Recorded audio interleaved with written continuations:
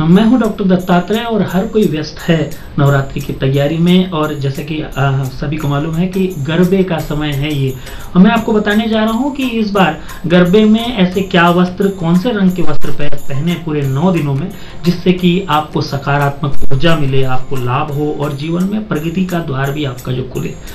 तो मैं यदि पहले दिन की बात करूं तो पहले दिन पहनना चाहिए आपको नारंगी रंग का वस्त्र। और नारंगी रंग का वस्त्र आप पहले दिन पहनते हैं तो निश्चित रूप से, क्योंकि मंगल प्रधान रंग है, तो ऊर्जा तो आपको मिलेगी ही मिलेगी। और यदि अब हम दूसरे दिन की बात करें तो दूसरे दिन यदि पीले रंग के वस्त्र पहने, यदि डार्क येलो भी पहन सकते हैं आप, या लेमन येलो भी आप पहन सकते हैं, निश्चित रूप से एनर्जी मिलेगी। और यदि रुके हुए कार्य हैं प्रशासनिक क्षेत्रों में या किसी तो भी बनने की संभावना बनती है। अब यदि तीसरे दिन की बात करें तो क्योंकि तीसरे दिन जो है तृतीया और चतुर्थी एक साथ पड़ रहे हैं, अनुराधा नक्षत्र का दिन है, तो यदि नीले रंग के वस्त्र पहने, चमकदार नीले भी हो तो बहुत अच्छा रहेगा, या फिर सिल्वर वर्क किए हुए नीले रंग के वस्त्र हों तो निश्चित रूप से इससे भी लाभ होने की संभावना है। और विशेष रूप से यदि धन संबंधी कोई समस्या है तो नीले रंग के वस्त्र पहन के माँ की गरबे के स्वरूप में यदि आराधना की जाए, निश्चित रूप से लाभ होने की संभावनाएं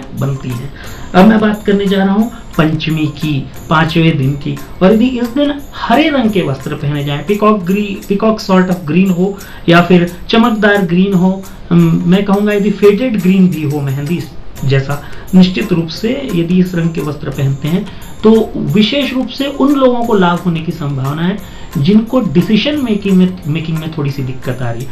यदि आपको ऐसा लग रहा है कि निर्णय नहीं ले पा रहे हैं किसी बात को लेके, तो ये गरबा भी चूंकि आराधना का एक स्वरूप है, यदि हरे रंग के वस्त्र को पहन के पंचमी के दिन गरबा किया जाता है, निश्चित रूप से लाभ होने की संभावनाएं जो है बनती हैं। अब मैं बात करता हूं 6वें दिन की, षष्ठी की।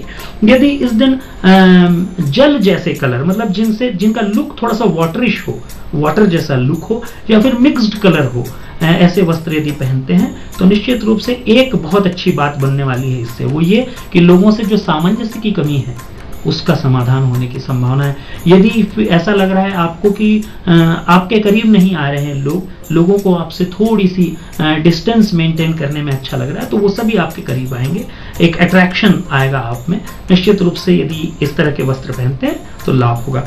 बात करते हैं 7वें दिन की। 7वां दिन जो है वो माँ कालरात्रि का दिन है, हम सभी जानते हैं। और इस दिन यदि आप श्वेत चमकदार वस्त्र पहनते हैं, ऐसे वस्त्र तो श्वेत तो हों, सफेद रंग के हों, निश्चित रूप से उसमें थोड़ी सी ब्राइटनेस होना चाहिए, जिसको ब्राइट व्हाइट भी आप कहते हैं। यदि इस तरह के वस्त्र पहनते हैं तो इससे लाभ क्या होने वाला है? लाभ ये होने वाला है कि मन की शुद्धि होगी।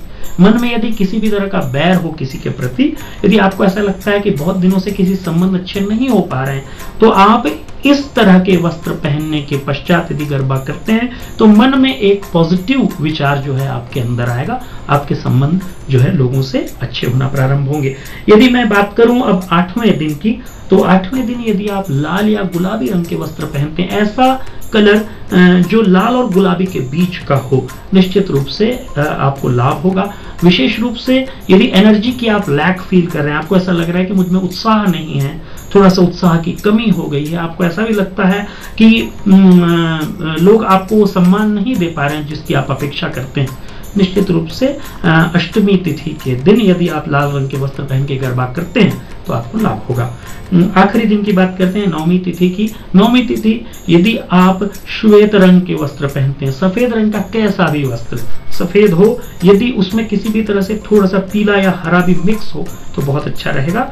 यदि इस तरह के वस्त्र पहन के आप यदि गरबा करते हैं तो मानसिक शांति आपको मिलेगी, पारिवारिक सामंजस्य बढ़ेगा, और विशेष रूप से वे लोग जो नौकरी करते हैं उनको बहुत ज्यादा लाभ होने की संभावनाएं बनती है। ये नवरात्रि आपके लिए ढेर सारी खुशियां लेकर आए, बहुत सारे शुभ संदेश लेकर आए, और आपके घर में ढेर सारी खुशियां और ढेर सारी संपदा इकट्ठी हो, ऐसी मेरी शुभकामनाएं।